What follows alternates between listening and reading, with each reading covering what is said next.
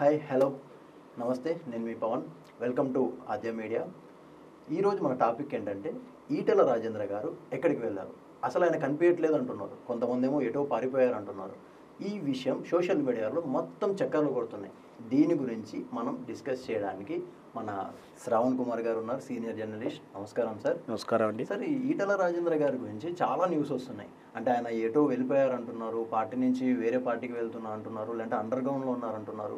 అసలు ఏంటి సార్ దీని గురించి, అసలు మీరు కొంచెం ఏమని చెప్పగలరా? ఈటెల రాజేంద్ర తెలంగాణలో బలమైన నాయకుడు. ఆత్మవిశ్వాసం విషయంలో కూడా అంటే ఆయన మంచి చేస్తాడు అనేది ఆయన నియోజకవర్గంలో కాకుండా తెలంగాణ స్టేట్ అంతా కూడా ఒక ట్రస్టబుల్ పర్సన్. అనుకోకుండా కేసీఆర్తో విభేదించడం, తదనంతరం వచ్చిన పరిణామాలతో తను నీడ కోసమో ఆశ్రయం కోసమో బీజేపీ పార్టీలో చేరడం. వాస్తవానికి అయితే తన వ్యక్తిగత సిద్ధాంతం ప్రకారం కానీ తాను చెప్పినటువంటి సిద్ధాంతాల ప్రకారం బీజేపీకి బద్ద శత్రువు ఆయన బీజేపీ పార్టీ. దానికి ఎందుకంటే ఆయన నక్సల్ భావజాలంతో వచ్చిన వ్యక్తి. బీజేపీకి తను ఎప్పుడు కూడా హర్షించాడు. అయినప్పటికీ కూడా రాజకీయ మనుగడ కోసం అనుకోండి గత్యంతర పరిస్థితుల్లో బీజేపీకి వెళ్ళడం, ఆ తర్వాత ఉప ఎన్నికల్లో గెలవడం. తనకు ప్రాముఖ్యతని పోస్టు ఎక్స్పెక్ట్ చేస్తున్న తరుణం అని ఆయన శిష్యులు కానీ ఆయన మిత్రబృందం కానీ అడుగుతున్న తరుణంలో ఇక్కడ ఆయన పార్టీ అధ్యక్షుని స్థానం కోరుకుంటున్నట్టుగాను బయట వార్తలు. అంటే ఇక్కడ బండి సంజయ్ తోటి అవ్వదు, గెలవడానికి అవకాశాలు లేవు, ఆయన మీద నెగిటివ్ ఉంది. పార్టీ పదవి నాకు ఇవ్వాలి అని చక్రం తిప్పుతున్నాడని ఇతరులు చెప్పేటువంటి, తను స్వతహాగా అయితే తను కానీ తన వ్యక్తిగతంగా కానీ అతను అఫీషియల్ కానీ ఎవరు చెప్పని విషయం. అయినప్పటికీ కూడా అంచనాల ప్రకారం అంటే తాను కీ రోల్ కోరుకుంటున్నాడు. అధ్యక్ష పదవి ఇవ్వడం కుదరదు, కాకపోతే నీకు ప్రచార కమిటీ ఇస్తాము, నువ్వు చెప్పిన వాళ్ళకి ఇన్ని టికెట్లు ఇస్తాము, నువ్వు చెప్పి ఏదైతే గెలవడానికి ఏం చెప్తున్నావో నీ సూత్రాలు పాటిస్తాం, కానీ అధ్యక్షుని పదవి మార్చడం అనేది జరగదు అని చెప్పేసి ఒక వార్త వచ్చింది. దాంతోపాటు ఇంకొక వార్త అంటే అధ్యక్ష పదవి మారుతుంది, ఈటెల రాజేంద్ర కీలక పదవి రాబోతుందని వార్తలు వచ్చిన తరుణంలో ఏమంటే సీనియర్ బీజేపీ నాయకులంతా కూడా మీటింగ్ పెట్టుకోవడం, ఈటెల రాజేంద్రకి ఇస్తే అలా ఇస్తారు, ఆయనకి ఇచ్చేది ఉంటే అంతకన్నా సీనియర్లు మేము ఉన్నాం కదా, మాకు ఇవ్వాలి కదా, అట్లట్లా బండి సంజయ్ని తీసేస్తారు. ఇవన్నీ కూడా వాళ్ళు ఒకరికి అంతర్గత పోరు లేదా అసమ్మతి వాళ్ళంతా కూడా మీటింగ్ పెట్టుకున్నట్టు కూడా మనకు తెలుసు. ఇదొక కోణం. అంటే ఇక్కడ ఈటెల రాజేంద్రని వీళ్ళు అడ్డగిస్తున్నట్టుగా ఈటెల రాజేంద్ర పొసగుతలేనని మనం అర్థం చేసుకోవచ్చు. అంటే ఈటెల రాజేంద్ర గారికి ఇప్పుడు అర్థమైంది, అంటే ఈ బీజేపీ పార్టీలో నాకు స్వతహాగా స్వతంత్రతం లేదు అనే విషయం కొంచెం అర్థమైన తరుణంలోనే అనుకోకుండా ఈయన చేరికల కమిటీ చైర్మన్గా ఉండడం వల్ల బీఆర్ఎస్ పార్టీ నుంచి జూపల్లి గారిని కానీ మన పొంగులేటి గారిని సస్పెండ్ తర్వాత వాళ్ళు ఏ పార్టీలోకి చేరాలో జరుగుతున్న తరుణంలో వాళ్ళని బీజేపీ పార్టీలోకి తీసుకొచ్చే బాధ్యత ఇక్కడ కేంద్ర బీజేపీ ఇతని మీద ఒప్పచెప్పింది. దానికి జరిగిన చర్చలు జరిగే ఉద్దేశంతో పొంగులేటిని కానీ జూపల్లి గారిని ఒక ఫామ్ హౌస్లో ప్రైవేట్ హౌస్లో కలవడం, ఒక రోజంతా చర్చలు జరగడం. చర్చల తర్వాత వాళ్ళు పొంగులేటి కానీ జూపల్లి కానీ మా పార్టీలో చేరుతున్నారని సంతోషంగా చెప్పడం వార్త రాలేదు, చేరరు అని చెప్పట్లేరు. ఆసక్తికరంగా ఒక వాక్యం చేశారంటే ఆయన చేరులు కాదబ్బా, వాళ్ళు రివర్స్ నాకే కౌన్సిలింగ్ ఇస్తున్నారు అనేసరికి అప్పుడు ఇక్కడ మనం అర్థం చేసుకోవాల్సిందంటే ఈటెల రాజేంద్ర కూడా ప్రశ్నార్థకంలో పడిపోయాడు అని అనుకోవచ్చు. ఎందుకంటే సహజంగా నిజంగా కూడా వాళ్ళు ఏదైనా రివర్స్ కౌన్సిలింగ్ ఇచ్చినా కూడా ఈయన బయటికి చెప్పడు కూడా.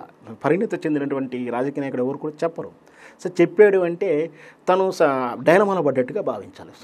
ఇవన్నీ అంటే మొదటి ఈక్వేషను అసమ్మతి వర్గము, ఇక్కడ పొంగులేటి దగ్గర జరిగిన విషయం, ఇవన్నీ చూస్తే ఇక్కడ కేంద్రంలో కూడా ఉన్నటువంటి ఈయన అడిగిన విధానం కాకుండా వాళ్ళు చెప్పిన విధానంలో వాళ్ళు ఇస్తున్నారు. అంటే నీకు ఏదన్నా నువ్వు ఎన్ని టికెట్లు కోరుకుంటే అన్ని టికెట్లు ఇస్తామని కానీ, లేదా నువ్వు చెప్పిన గెలుపు సిద్ధాంతాలు సూత్రాలు అంటే ప్రచార సభలు ఎట్లా పెట్టాలి ఇట్లాంటి ఏమైనా సూత్రాలు చెప్పడం, దానికి అన్నిటికన్నా ముఖ్యంగా ఇక్కడ ఇంకా అంతర్గతంగా మీడియాలో కానీ రాజకీయ నాయకుల్లో చర్చ ఏంటంటే ఈటెల రాజేంద్రని కేవలం కేసీఆర్ యొక్క అంతర్గత రహస్యాలు తెలుసుకోవడానికి దగ్గర తీసింది, దానికి మాత్రమే వాడుకుంటుంది అనేది తనకి ఇప్పుడు లేటుగా తెలిసి వచ్చింది.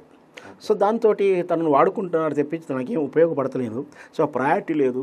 ఇది అన్నిటికన్నా ముఖ్యంగా కర్ణాటక ఎన్నికల తర్వాత ఇక్కడ బీజేపీ పార్టీకి పాజిటివ్ కాదు నెగిటివ్ అయిపోయింది. కాంగ్రెస్కు బాగా పాజిటివ్ ఉంది. ఇక్కడ బీజేపీ ఎట్లాగూ స్వతహాగా బీజేపీ నాయకులే చెప్తున్నారు, మాకు కరెక్ట్ 20 మంది క్యాండిడేట్స్ లేరని, 119 సీట్లకు 20 మంది కూడా లేనప్పుడు అంటే బీజేపీ ప్రభుత్వం ఎట్లాగూ అధికారంలోకి రాదు అనే క్లారిటీ ఉంది.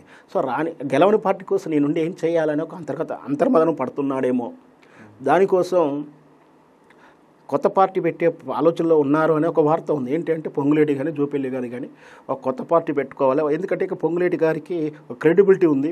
సో అంటే ఆర్థికంగా బలంగా ఉన్నాడు.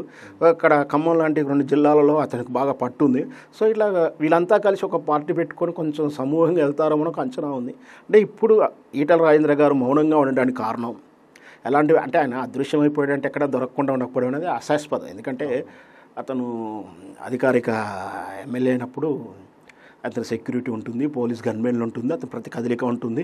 ఉన్నా లేకుండా ఇంటెలిజెన్స్ వాళ్ళు ఆయన ఫాలో అవుతూ ఉంటారు. ఇక్కడ బీజేపీ పార్టీ ప్రతిపక్షాలు ఉన్నప్పుడు అధికార పక్ష వాళ్ళు ఒక అన్వేషణ ఉంచడంలో ఉంటుంది. సో ఊరికనే అలా అంటున్నా అంటే ప్రెస్లో కనిపించకపోవచ్చాము కానీ తను అదృశ్యం ఏం కాలేదు, ఆచూకీ ఉండకుండా ఉండదు. కాకపోతే ఏంటంటే తను వ్యూహాలు రచించడంలో బిజీగా ఉన్నాడేమో. అయితే ఇక్కడ జరుగుతుంది ఏమిటంటే అయితే బీజేపీ పార్టీ నుంచి దూరంగా వెళ్ళడమా లేదా బీజేపీ పార్టీలో బలమైన స్థానం కోసం ఎదురు చూస్తున్నాడు అనేది ఇక్కడ ప్రశ్న. అంటే ఇక్కడ ఈటల రాజేంద్ర గారు స్వతహాగా బీజేపీ పార్టీ నుంచి దూరం అవ్వడము లేదా బీజేపీ పార్టీ బలం అవ్వడం ఇతను తన ముందున్నటువంటి ఈ 2 ప్రశ్నల కోసం ఈ ప్రశ్నల సమాధానం కోసం ఆయన అంతర్మదనం చేస్తుండవచ్చు. అందుకొరకు ఈ గ్యాప్ వచ్చింది. సో మరి చూద్దాం మరి ఆయన కొత్తగా మళ్ళీ ఆయన కూడా కాంగ్రెస్లోకి పోతాడా లేదా ఇతరులంతా కలిసి మళ్ళీ ఎందుకంటే ఇక్కడ మన పొంగులేటి గారు కానీ జూపల్లి వారి గారు కానీ ఇంకా ఇతరు కొంతమంది నాయకులు ఆల్రెడీ వీళ్ళు బీజేపీలో ఉన్న కొన్ని పెద్ద నాయకులు ఇక్కడ పొంగులేటి గారే కానీ జూపల్లి గారే కానీ వీళ్ళు బీజేపీలో చేరుతున్నట్టు ఇంకా కన్ఫర్మేషన్ లేదు. పైగా ఆల్రెడీ బీజేపీలో ఉన్నటువంటి కొండా విశ్వేశ్వరరెడ్డి నాయకులు కానీ వీళ్ళంతా కూడా అక్కడ తమ స్థానం లేదు లేదా తమను కోరుకున్న పొజిషన్ లేవని ఒక అసంతృప్తితో ఉన్నారు. వాళ్ళు అవసరం వస్తే గోడ మీద పిల్లలా రెడీగా ఉన్నారు. వాళ్ళు కూడా బీజేపీ నుంచి కాంగ్రెస్ చేయడమా లేదా ఇంకా ఏదైనా మంచి అవకాశం వస్తే ఇంకో పార్టీకి వెళ్ళడం అనేది ఉంది. అంటే ఇక్కడ జంపు చేసేవాళ్ళు బీజేపీ నుంచి బయటకు వెళ్ళడం కానీ బీజేపీకి రాకుండా వాళ్ళందరూ కలిసి వాళ్ళ కొత్త సమూహం పెట్టే అవకాశం ఉన్నాయేమో దాని గురించి ఎక్సర్సైజ్ అయినా చేస్తుండవచ్చని నా అంచనా.